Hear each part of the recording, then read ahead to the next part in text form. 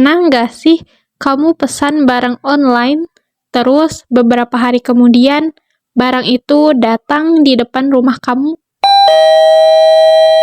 Nah, kira-kira bagaimana ya caranya barang itu bisa menempuh perjalanan begitu jauh dari pabrik sampai ke tanganmu? Jawabannya ada di satu proses penting yang disebut manajemen transportasi. Semua berawal dari produsen, yaitu tempat barang dibuat, misalnya sepatu. Setelah selesai diproduksi, sepatu itu disimpan dulu di gudang produsen. Tapi, barang nggak bisa selamanya disimpan di sana.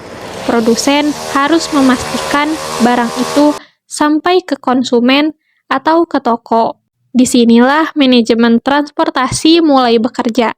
Manajemen transportasi artinya proses mengatur, mengirim, dan mengawasi perpindahan barang dari satu tempat ke tempat lain dengan cara paling efisien, aman, dan cepat. Tahap pertama adalah perencanaan transportasi. Di sini, perusahaan memutuskan banyak hal penting, seperti kendaraan apa yang akan digunakan, truk, kapal, atau pesawat, rute mana yang paling cepat dan hemat, kapan waktu pengiriman yang paling tepat. Misalnya, kalau barang mau dikirim dari Bandung ke Jakarta, cukup pakai truk darat. Tapi, kalau dari Surabaya ke Makassar, mungkin lewat kapal akan lebih efisien. Perencanaan juga mencakup perhitungan biaya bahan bakar, waktu tempuh, dan kapasitas muatan. Semua harus diatur dengan teliti supaya pengiriman tidak boros dan tetap tepat waktu.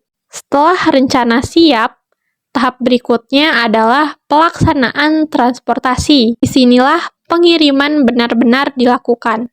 Barang dimuat ke dalam kendaraan, dokumen pengiriman dibuat, dan perjalanan dimulai.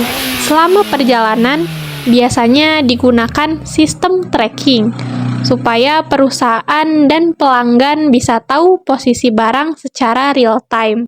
Misalnya, kamu buka aplikasi dan lihat tulisan, barangmu sedang dalam perjalanan.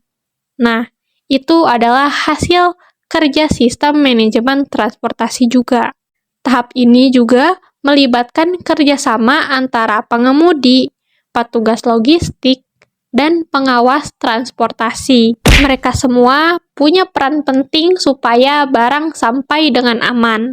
Tahap ketiga adalah pengawasan dan evaluasi. Dalam tahap ini, perusahaan terus memantau perjalanan barang. Apakah ada keterlambatan? Apakah barang tetap dalam kondisi baik? Kalau ada hambatan, misalnya jalan macet, cuaca buruk, atau kapal terlambat, tim segera mencari solusi cepat. Selain itu, setelah pengiriman selesai, dilakukan evaluasi. Apakah waktu pengiriman sesuai jadwal? Apakah biaya transportasi sesuai rencana? Apakah pelanggan puas dengan hasilnya? Kalau belum, strategi akan diperbaiki agar pengiriman berikutnya lebih baik lagi. Dan akhirnya, setelah perjalanan panjang melewati darat, laut, atau udara, barang pun sampai di tangan konsumen.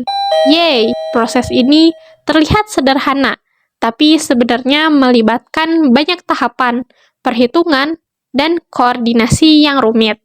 Semua diatur dalam sistem manajemen transportasi yang baik.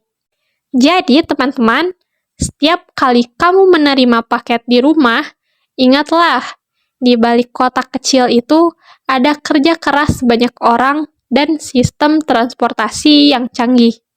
Itulah manajemen transportasi, penghubung penting antara produsen dan konsumen, yang membuat dunia terus bergerak.